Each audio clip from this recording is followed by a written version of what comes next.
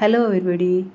നമ്മുടെ ഇന്നത്തെ വീഡിയോ എന്ന് പറയുന്നത് നമ്മൾ നേരത്തെ കണ്ട ഒരു മഹാബലേശ്വർ യാത്രയുടെ രണ്ടാം പാർട്ടാണ്.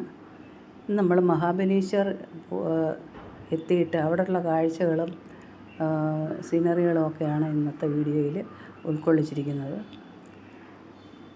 നമ്മൾ മഹാബലേശ്വർ എന്ന് പറയുന്നത് ഇവിടെ മഹാരാഷ്ട്രയിലെ ഏറ്റവും ഉയർന്ന ഒരു സ്ഥലമാണ്. നല്ല തണുപ്പുള്ള സ്ഥലമാണ്. രണ്ട് മലകളുടെ മുകളിലുള്ള ഒരു സ്ഥലമാണ്.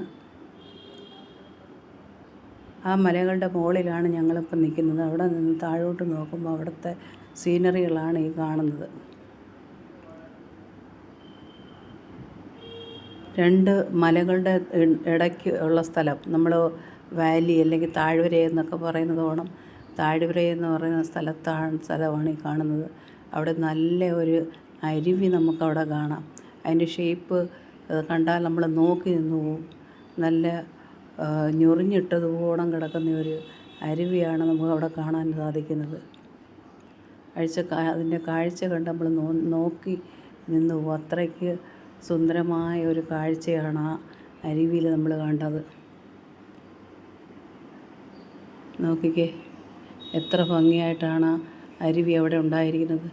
ഇത് എത്രമാത്രം കുന്നിൻ്റെ മുകളിൽ മലയുടെ മുകളിലാണ്. ഈ രണ്ട് മലകളുടെ ഇടയ്ക്കുള്ള സ്ഥലത്താണ് ഈ താഴ്വര. അതിൻ്റെ ഇടയ്ക്കുള്ള സ്ഥലമാണ് ഈ നദി അല്ലെങ്കിൽ അരുവി എന്ന് പറയാം. അവിടെ നിന്ന് നമ്മൾ ഒരു വശത്ത് നിന്ന് എടുക്കുന്ന ഫോട്ടോയാണിത്.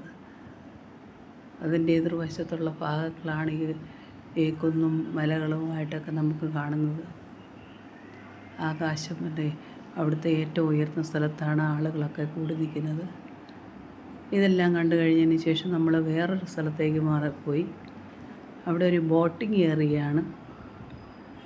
അവിടെയും ഇതെല്ലാം മഹാബലേശ്വർ എന്ന് പറഞ്ഞാൽ കുന്നിൻ്റെ മുകളിലുള്ള സ്ഥലത്ത് ഒരു ഗാർഡനായിട്ടൊക്കെ അറേഞ്ച് ചെയ്ത് വെച്ചിരിക്കുകയാണ്. വരുന്ന ടൂറിസ്റ്റുകൾക്ക് വിശ്രമിക്കാനും കാണാനും ഇരിക്കാനും ഒക്കെയുള്ള ഒരു വിശാലമായ ഒരു സ്ഥലമാണ്. വനം വെട്ടിത്തെളിച്ചാണ് ഇതൊക്കെ നിർമ്മിച്ചിരിക്കുന്നത്. എത്ര സുന്ദരമായ റോഡും കുട്ടികൾ കളിക്കാനുള്ള പ്ലേ സ്ഥലങ്ങളും ഒക്കെയാണ് അവിടെ നിർമ്മിച്ചു വെച്ചിരിക്കുന്നത്. അത് കഴിഞ്ഞ് നമുക്ക് പോകുമ്പോൾ നമുക്ക് അവിടെയാണ് നദി അവിടെ കാണുന്നുണ്ട്. ഇത് കുന്നിൻ്റെ മുകളിലുള്ള നദിയാണ്. ഇവിടെയാണ് നമുക്ക് ബോട്ടിങ്ങിന് പോകാനുള്ള നദിയാണ് നമുക്കവിടെ കാണുന്നത്. ഇതൊരു ശുദ്ധജല തടാകമാണ്. അവിടുത്തെ വെള്ളം കുടിക്കാൻ കൊള്ളാവുന്നതാണ് പറയുന്നത്. നമ്മളിപ്പോൾ ബോട്ടിങ് ഏറിയയിൽ സ്ഥലത്തെത്തിയിട്ടുണ്ട്. ഉച്ചയോണൊക്കെ കഴിഞ്ഞിട്ട് അവിടെ എത്തിയേക്കുവാണ്. ആളുകളെല്ലാം ബോട്ടിങ്ങിന് തയ്യാറെടുത്തുകൊണ്ടിരിക്കുകയാണ്. ധാരാളം ബോട്ടുകളൊക്കെ ഉണ്ട് അവിടെ. ചെറിയ ബോട്ടുകൾ ഒറ്റയ്ക്ക് പോകുന്നു, ഇപ്പം ഗ്രൂപ്പായിട്ട് പോകാനും ഒക്കെ ഉള്ള അറേഞ്ച്മെൻ്റ് ഉണ്ട്. എല്ലാവരും ബോട്ടിങ്ങിന് പോകുന്നവർക്കെല്ലാം ബോട്ടിങ്ങിൻ്റെ കോട്ടിട്ടുകൊണ്ട് മാത്രമേ നമുക്ക് പോകാനൊക്കത്തുള്ളൂ. അപ്പോൾ ഞങ്ങളും ഒരു ബോട്ടിനകത്ത് കയറി. നമ്മളെ അതിൻ്റെ ഡ്രൈവർ ഓടിച്ചുകൊണ്ട് പോയി നമ്മളെ കാണിച്ചു. അത് ബോട്ടിംഗ് എല്ലാം കഴിഞ്ഞ് ഞങ്ങൾ പിന്നെ വേറൊരു ഇമ്പോർട്ടൻ്റ് സ്ഥലമെന്ന് പറയുന്നത് അതാണ് ഇവിടുത്തെ ഏറ്റവും ഇമ്പോർട്ടൻ്റായിട്ട് എനിക്ക് തോന്നിയ സ്ഥലം. അതെന്ന് പറയുന്നത് എലിഫൻ്റ് ഹെഡ് എന്ന് പറയുന്ന ഒരു സ്ഥലത്തേക്കാണ് നമ്മൾ കാണാനായിട്ട് പോകുന്നത്.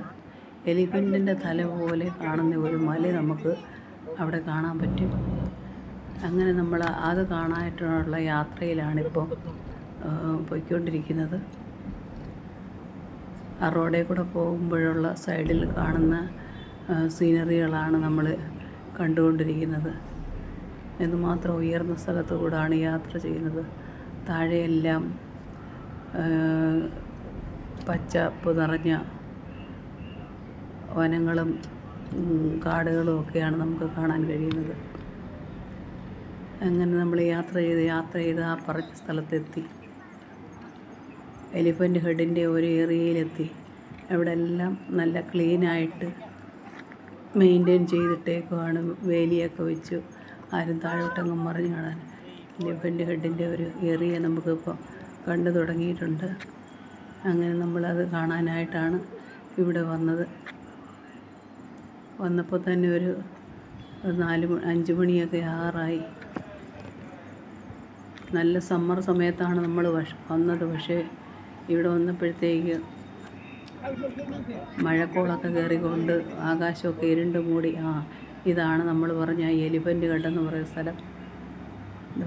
ഒരു പർവ്വതത്തിന് മേളിൽ കണ്ട് അപ്പോഴത്തേക്ക് മഴ വീണ് തുടങ്ങി. ആളുകളൊക്കെ മേളിൽ കയറിപ്പോയിട്ട് ഏറ്റവും ഉയർന്ന സ്ഥലത്ത് കയറിപ്പോയിട്ട് മഴയുടെ പ്രശ്നം മൂലമല്ല ആളുകളെല്ലാം തിരിച്ചിറങ്ങി വരികയാണ്.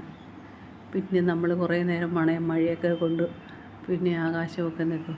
ദൂരെ നോക്കുമ്പോൾ എലിഫൻ്റ് ഹെഡ് ഇങ്ങനെയാണ് നമുക്ക് തോന്നുന്നത്. എലിഫൻ്റ് തല. ആ ഭാഗത്തിൻ്റെ ഒരു ഉയർന്ന സ്ഥലത്ത് ഒരു സ്തംഭം വെച്ചിട്ടുണ്ട്. അവിടെ നിന്ന് ഒരു ഫോട്ടോയൊക്കെ എടുത്തുണ്ടോ.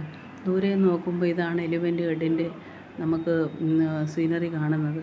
ബാക്കിയെല്ലാം മൂടൽ മഞ്ഞുകൊണ്ട് മൂടി, കോടമഞ്ഞുകൊണ്ട് മൂടി കഴിഞ്ഞു. ഇനി മഴ പെയ്യാനുള്ള തയ്യാറിയാണ്. എങ്കിലും എലിഫൻ്റ് കണ്ട ഒരാശ്വാസമുണ്ട്. ഇത് കണ്ടിട്ട് നമ്മൾ തിരിച്ചു പോയത് നല്ല മഴ നനഞ്ഞുകൊണ്ടാണ് പോയത്. അപ്പോൾ ഇതൊക്കെയാണ് എലിഫൻ്റ് ഹെഡിൻ്റെ വിശേഷങ്ങൾ. ഇനി മറ്റൊരു വീഡിയോ നമുക്ക് പിന്നെ കാണാം. Bye bye.